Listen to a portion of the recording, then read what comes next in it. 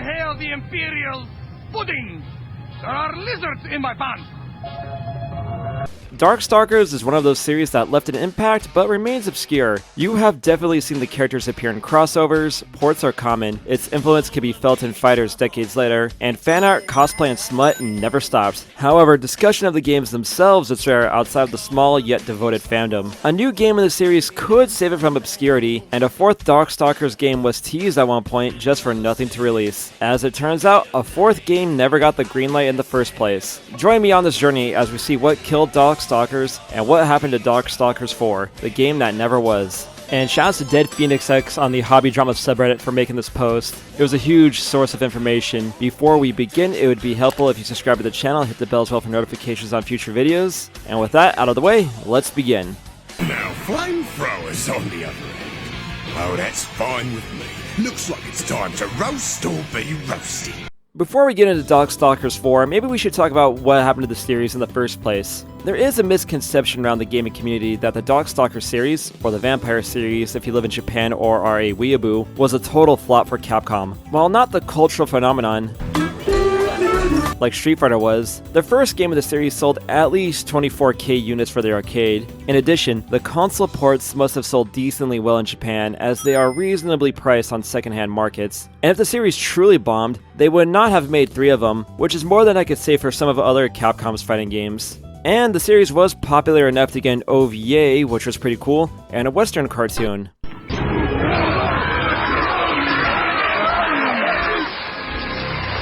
I do not feel like watching this disaster right now. At the time I make this video, I am watching all the Mario animations for a future video, and there is only so many bad game adaptations man can handle. The real Vampire Killer was Vampire Hunter 2 and Vampire Savior 2, both of which were updates to Vampire Savior that cut up the roster, changed the gameplay for the worse, and came out too soon after Savior released.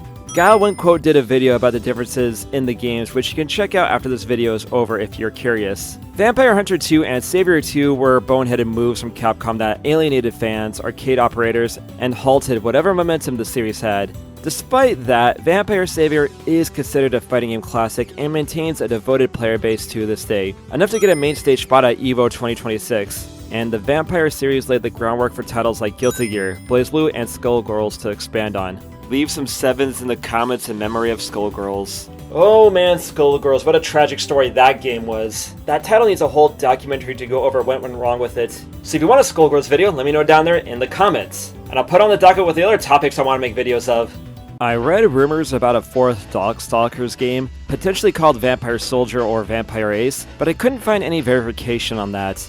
Marvel vs. Capcom 2 characters Ruby Hart and maybe Amingo were planned for the series too. Amingo Robbie Reyes and Sam Alexander. There's your Team Mexico from Marvel vs. Capcom 5. Even if Capcom didn't ruin the series' potential with Hunter 2 and Savior 2, Capcom's interest in fighting games came to a halt after Street Fighter 3. While regarded as a classic now, it cannot be understated how much of a flop 3 was at first. Production was a mess, it was made for a board that was more expensive for operators to buy, 3D fighters were gaining popularity, audiences were put off by the unfamiliar roster, and the gameplay went in a totally different direction from 2 or Alpha. Capcom at least stuck with the game to update it despite poor initial reception, and third time's the charm was Street Fighter 3: The Third Strike, which found a devoted fandom. Plus, 3 provided possibly the greatest esports moment of all time.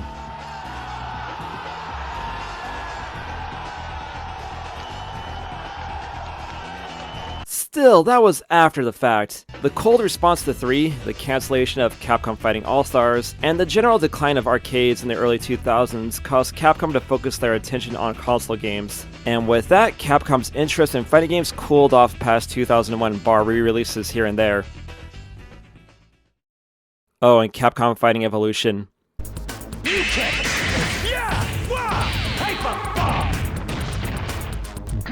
That's the best part about that game.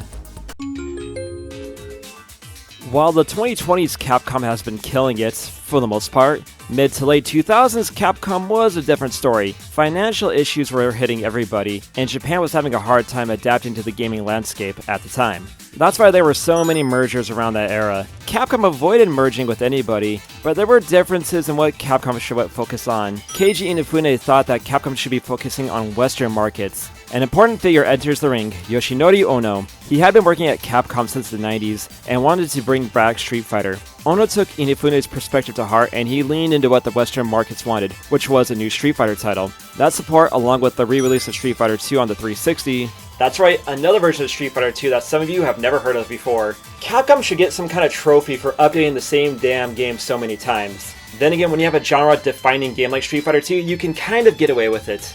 Led to Capcom greenlighting a new game in the series with Street Fighter 4. Again, it took a lot of effort from Ono and Seth Killian to get a new game off the ground, but it paid off and it helped relaunch fighting games in the mainstream, with Capcom also contributing with fighting games both new and old. While Street Fighter 4 was a big hit and led to several expansions and helping fighting games as a whole ascend into the esports space, the rest of Capcom was not doing so hot.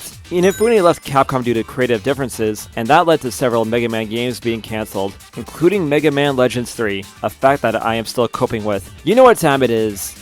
Rock and roll, hoochie-coo, lordy mama, light my fuse.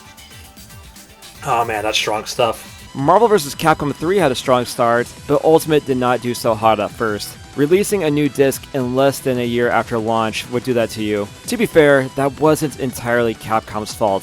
Street Fighter Cross Tekken took a lot of money to make, and it did not get many Tekken players into Street Fighter. It had pay-to-win gems. There were 12 characters locked away as DLC, and ultimately sold far less than expected for such an expensive title. Capcom's games that were not Resident Evil or Street Fighter 4 weren't exactly bringing in the cash either. Still, pitches within Capcom were being accepted, and one that Ono really wanted to do was Darkstalkers, and he made it no secret that he really wanted to make a new title in the series. And from the outside, it seemed like Morrigan and pals would rise from the grave. In 2012, Capcom announced Darkstalkers Resurrection, an HD port of Vampire Hunter and Savior done by the same company behind Third Strike Online. That's a good start. They had a character design contest. Then in October 2012, there was a 3D trailer that said, Darkstalkers are not dead.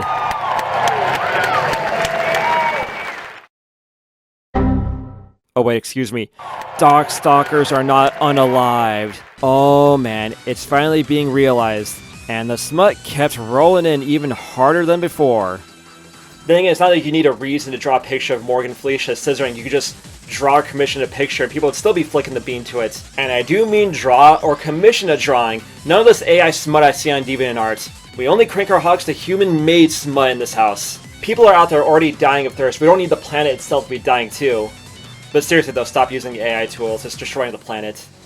Then in March 2013, it was confirmed that a new Darkstalkers title was not moving forward. Man, talk about getting blue-balled. Maybe wait until your project gets the go-ahead before you show a damn trailer. At least Seth MacFarlane's Flintstones project was greenlit before that, trailer was released. The story goes that Ono commissioned a film company, more than likely Polygon Pictures, to make that Darkstalkers trailer and used it as a formal pitch to get a new game greenlit. Note how there are no official uploads of it. Even Deep Down still has its trailers up, yet you don't just commission a trailer like that and not have something to go along with it. Some work must have been done on Darkstalkers 4. Takayuki Nakayama said that he returned to Capcom to work on a fighting game that was cancelled with a bad emoji as a hint. I wonder what title he's referring to.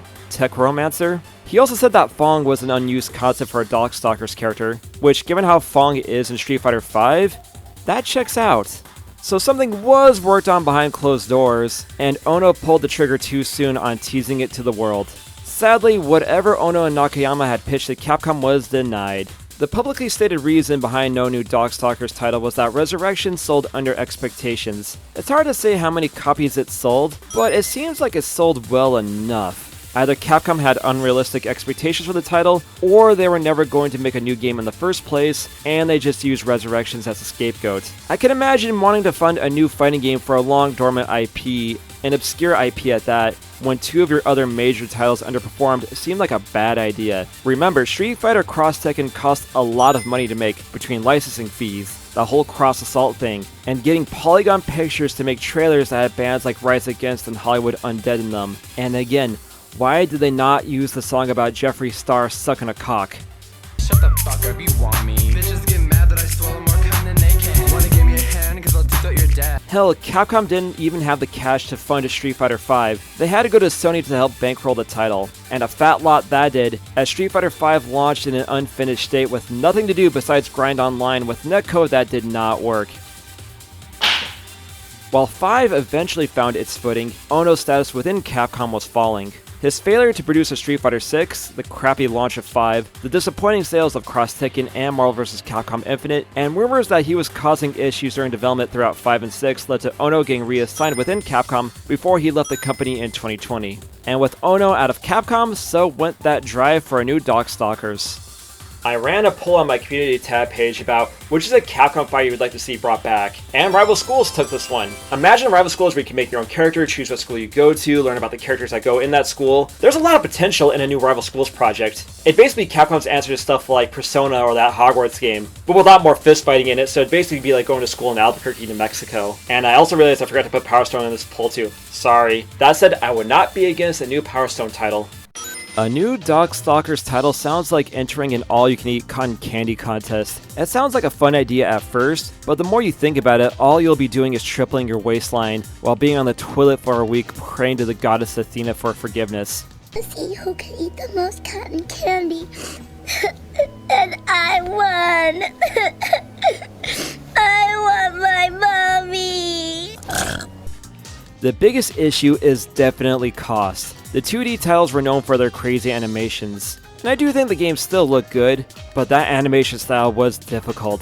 Replicating it might have been one of the reasons why the HD remake of Vampire Savior got rejected, and bringing that fluid animation to 3D is a challenge. I can only think of so many movies that successfully did that stretch and pull style. If that animation is tough enough for big movie studios, I don't think Capcom would be able to pull it off for a new game. Throughout this video, you've been seeing the insane animation for the Darkstalkers series. For comparison, look at Morgan in Marvel vs. Capcom 3. She's kinda stiff, isn't she? And I thank the Lord that I am not into Riona. Don't look that up! Plus, the original games hit the perfect balance between horror and humor, and it might be hard to get that balance down again without strong art direction and the money to back it up. Another reason is that it would be cannibalizing Capcom's own games. I've said this before, Street Fighter 6 is a huge win for Capcom. With something like Marvel vs. Capcom 5 or debatably a Capcom vs. SNK 3, those titles would appeal to different markets outside of 6's player base. A new Vampire game is too focused on the hardcore fighting game scene. They would have to lean more into the comedy and horror aspects of the series, as well as the zany gameplay, to make it stand out, which might not be enough for general audiences to recoup the costs. I would argue that one of the reasons why Street Fighter Cross Tekken did not sell so well is that Capcom was putting out too many fighting games within a small span of time. I mean, there's a bunch of other things against Cross Tekken, but still. For reference, the last new fighting game Capcom released before Street Fighter 6 was 2017's Marvel vs. Capcom Infinite. Yeah. Finally, it could be just as simple as no one having any ideas for the franchise. Street Fighter was in limbo for years partly because nobody knew what to do with the series. And this is not just a Capcom-only issue. It took nearly a decade for a new Virtua Fighter to be announced because no one at Sega knew where to take the series. And that's probably the reason why there has not been a new Kid Icarus either. Give me the keys to Nintendo, I will produce a new game. I have never worked on game development, but I will adapt. With all of that in mind, I do hope Capcom tries something with the series. Morgan being in Street Fighter 6 is not out of the question. Or maybe someone like her or Dimitri could be bosses in the new Devil May Cry game, like the ancient Neo Tengu in Neo 2. Or hell, just make a new action spin-off title with Morgan and akin to Shaolin Monks, Virtual Quest, or Death by Degrees. Take 3 shots if you remember that title. Then again, bringing back the series to be a totally different genre would be alienating to say the least. At least people are still playing Vampire Savior, and maybe that Evo appearance is a sign of things to come. No matter the future of the series, the Morgan and Felicia smut will never end. I've been trying to lose a bit of weight, and these drinks that have no calories in them, these things are a godsend in that regard. Check them out if you're in Japan. This is not a sponsored video, I just like me a good beverage. So that's my look at Darkstalkers 4 finished, and I hope you enjoyed it.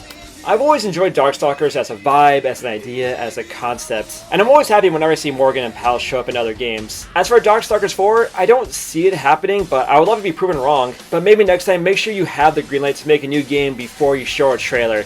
That'd be a great idea. And before we end the video, I have to give a shout out to this post on the Hobby Drama subreddit. This post was a wealth of information and inspired me to make this video. So shout out to them, I'll leave a link to that in the description. So leave me some comments, who's your favorite Darkstalkers character, or what's your favorite fighting game that's not Street Fighter or Darkstalkers? Let me know down there in the comments. And while you're down there, make sure you subscribe to the channel and hit the bell as well for notifications of future videos. Follow me on the social media accounts like Twitter, Instagram, @Zamings, and with that, I will see you in the next video. Later everybody, take care.